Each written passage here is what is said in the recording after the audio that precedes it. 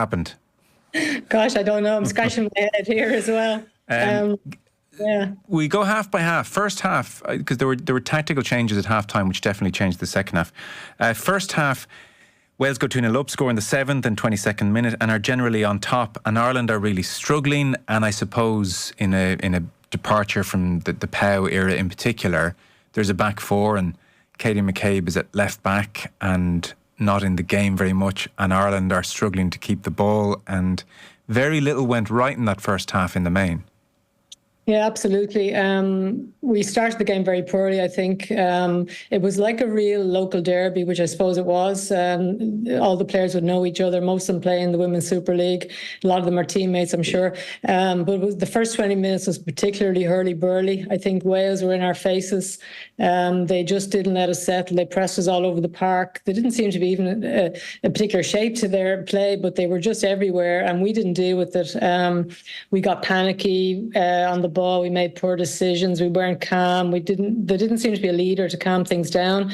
Passes were rushed. They didn't find their target a lot of the time, and we were effectively second to every ball. And they specifically targeted our fullback areas. And we have two attacking players playing fullback when we have a flat back four in Heather Payne and Katie McCabe, both fantastic players. For me, I prefer them further forward. But every time we got forward with them, particularly with Heather, she got forward a lot. Wales just counter-attacked down that side, and we were just stretched. The centre halves were being pulled out, and our midfielders were trying to help and deal with it. It just became very, very ragged. And it was completely different than the way it was on against Italy on Friday night. Half-time, Louise Quinn came on, and so she went into what became, in truth, the back five. Katie McCabe is freed to get moving down the left wing. Carusa came on for Barrett, and Emily Murphy made her debut, and Jess Sue seemed to pick up more central positions as well, and ultimately won player of the match. So to what extent did that system make a difference, did you feel, Sue? I think it made a huge difference. We had in the first half, we had Rusha in the number 10 position, Rusha Littlejohn, and she wasn't getting on the ball at all. She's been squeezed out of it. Sophie Ingle was playing that deep line midfielder for Wales. Between her and James, they were snuffing her off the ball, and she was the one we were looking at to be creative for us in those advanced positions when we did get on the ball. So she wasn't getting on the ball. Moving Jess into that position and completely altering the shape definitely helped in the second half.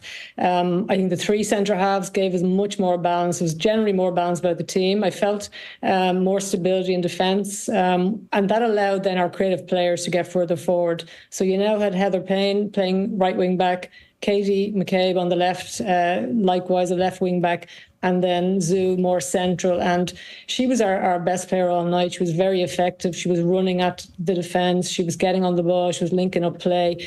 And Rusha Littlejohn dropped then into a flat two holding midfielders with Jess Stapleton. And she was facing play now. And she was also able to get more involved and get on the ball and thread through some passes. You mentioned Murphy. I hadn't seen her before. She definitely made a bit of a difference. I'd like to see more of her. I think Izzy Atkinson also added something when she came on. You might say Wales sat back a little bit. They had the two goals, but they still did threaten us. But overall, the balance in the second half was much, much better. And for me, I think that's the shape we need to play going forward. Yeah.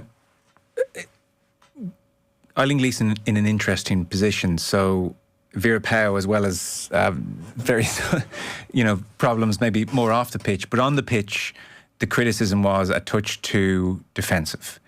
And Eileen Gleeson gets the job in part on the back of Ireland beating substandard opposition. And now this is almost the first real stiff test. And so you can see, yes, she wants to play that back four and be a touch more attacking than a lot of the Vera Pauw era. But I wonder now, she'll have a couple of weeks to reflect on tonight. That might be that for four at the back for some time. It could very well be. Look, Eileen could only play who was in front of her, obviously, in the Nations League. And we played the three teams twice. We beat them all, scored 20 goals and conceded very few and did what we had to do. Yes, Vera played a more cautious style. That was her philosophy. There was a time and a place for that. In matches, you can change it. You can, when you're playing the top teams, of course, you can have a deeper block. You can be a little bit more defensive and cautious and then open up maybe at certain times or be a bit more on the counter-attack. And I think that was more the criticism in the Vera era as such. That the handbrake wasn't let off when it could have been. It wasn't, absolutely. And if you look at the first half against Canada in particular, we destroyed Canada in that first half, and only for the penalty we gave away just before half time. I was only speaking to the Canadian coach at a workshop about 2 weeks ago, and she said we were just dying for half time to come to get the team in. They didn't know what hit them, and they got that lucky break. So it showed we could do it. Now, I'm not saying we go out and do it for 90 minutes against the top teams, especially those that, are ranked much higher than us, more experienced, have been to finals and all the rest. And there's going to be a time and a place. But I do prefer Eileen's philosophy. She wants the team to be adaptable. She's trying different formations with the team, which is no harm. She has players now she can do that with. She said she wants the system to be fluid based on who they're playing. She wants us to be aggressive, to keep the ball, to be assertive. Okay, maybe we didn't quite do all those things tonight, but I think it will give herself and her staff a bit of time to reflect. They don't have a lot of time because the draw is next week, and then we're playing our first match, I think, in April. But yeah, I definitely think that those three centre halves at the back suits us better. We also miss that leadership. I mean, you lost Niamh Fahey in the warm-up, and Niamh was fantastic the other night, and she is a leader. She talks, she coaches the team around her. Diane, in fairness, has been around a long time too. She probably got the nod. Well, she did get the nod very, very late, so probably didn't get herself sorted and was concentrating on her own game, etc. But in general, we just didn't seem to have any leaders tonight, where you're missing the leadership of Louise Quinn. You saw that when she came in. Niamh Fahey, Denise O'Sullivan as well. She's a huge leader in the middle of the park. She mightn't be vocal, but she leads by example, So, I mean, it's not, yes, it's a disappointment, but I think if it was going to happen, you want it to happen now, and it gives the staff a bit of time to reflect and reflect quickly. Yeah, I suspect one of those we learnt a lot nights, actually, because the different formations and different players in certain situations. Like, for instance, and it's this is not to hone in on anyone or be unfair to anyone, but for instance, it struck me in the first half, Caitlin Hayes playing the ball out from the back. It was a vulnerability, and chances were coughed up as a result. So, be interesting to see if Eileen says, well, keep doing that. If you make a mistake, it's on me. Or do you think to yourself, whoa, we're never going to be a super high scoring team against the better teams. We can't afford that stuff. Yeah, and they're the decisions the staff have to make. They have to balance that with, being brave and, what they say, you're gaining, you're trying to gain advantage by doing it, or you might make mistakes. If the staff are adamant that the players keep building from the back and it looks like it's not working, they have to stress that they're willing to accept the mistakes being made. But it wasn't working tonight, you're right. And do you think we have the players to build from the back routinely, Sue, and sometimes under pressure as well? It depends who we're playing, to be honest with you. It depends who we're playing. Probably against the really, really top teams, they'll lay those traps, they'll be cute, they'll pressure us, potentially not. And it depends on the personnel we have as well, in those positions, who we have in those sort of wide positions, whether it's full-back positions or wing-back positions. I mean, Katie McCabe can pick out a pass to anybody. She can thread the ball through the eye of a needle. Is that Heather Payne's strength? I'm not so sure. I think her strength is more, running at players, taking them on 1v1s and getting crosses in. Yeah. So, I mean, that is the balancing act, and it's risk or reward, that the staff have to weigh up. Yeah, and I suppose, like any team, they'll do their homework and they'll start targeting certain players in the Irish defence, and they'll say, Katie, we're not going to let you play out from the back. Well, they're going to let the person next to you, and then we're going to go after them, and these are the things teams do.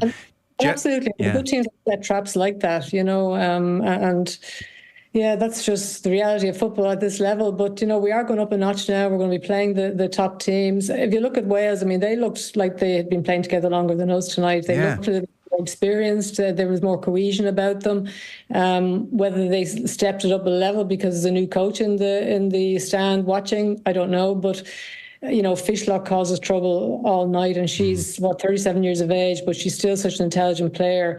They had a certain calmness on the ball as well. I mean, we were very touch and body language anxious, where there was almost like a lovely arrogance to a few of their midfielders at times on the ball. I'll take a touch and I'll take a minute and I'll pass it.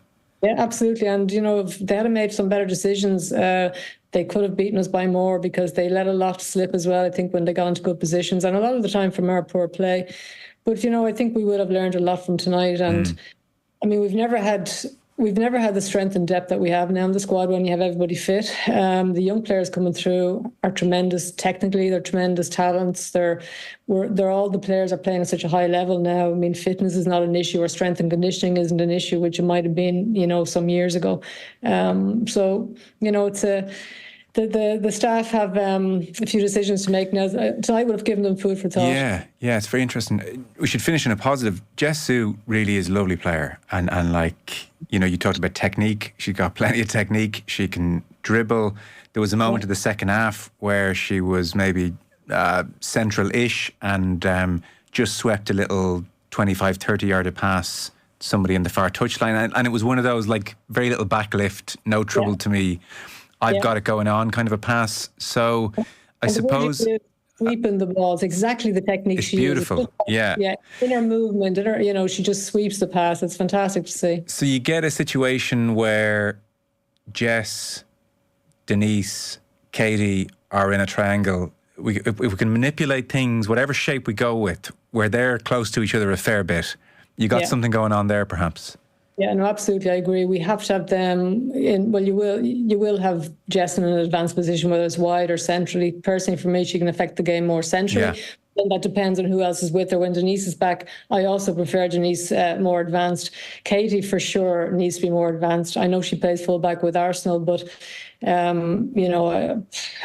definitely think for us, we don't have the same wealth of talented attacking players that Arsenal have, so she's in the team, she's playing defensively, but they're looking for her to do certain things in the build-up as well. But for me, she will affect the game and affect our style of play better if she's in a more advanced position. But you're right about Sue. I mean, she's come back in the last two games like she's never been away. And if you think about what we would have had maybe with her at the World Cup last year, it's just such a shame we didn't have her, and from her own point of view as well. But she has youth in her time on her side, and hopefully the next Euros we'll be there and she gets to grace those stages. Yeah, I can. Big hopes for her. Just the last one. Amber Barrett sort of back in from the cold a little bit tonight, and then Carusa came on at half time. Is Carusa nailed on? She's leading the line for Ireland for the foreseeable for you, Sue? I think so. I think, unfortunately, I suppose Amber played the first half when the team didn't play that well, so it was difficult for her to maybe get a foothold. She wasn't really getting a lot of play. Anything that did go up top really didn't stick the way it needs to. She was very unlucky, and I think she was nearly wheeling away. She thought she'd scored, but it was a fantastic save, just a reaction save, I think, on the line by the goalkeeper. But yeah, for me, I think Carusa made a difference when she came on. She adds that little bit more physicality. She's holds the ball up better. She possibly could have done a little bit better in a couple of situations in the second half, but I think for me, she's definitely the first choice, number 9 at the moment. Okay. Listen, brilliant to get your thoughts. Really appreciate the time, Sue. Thank you. No problem, Joe. Take it easy. Cheers. Sue Ronan there, former Republic of Ireland manager and player, giving us her take on the game this evening. Again, if you're just tuning in, 2-0 defeat for Ireland, 2-0 at the break, and it stayed that way to the end. Football on Off the Ball with William Hill. Who you got? 18 plus. See gamblingcare.ie. This is News Talk.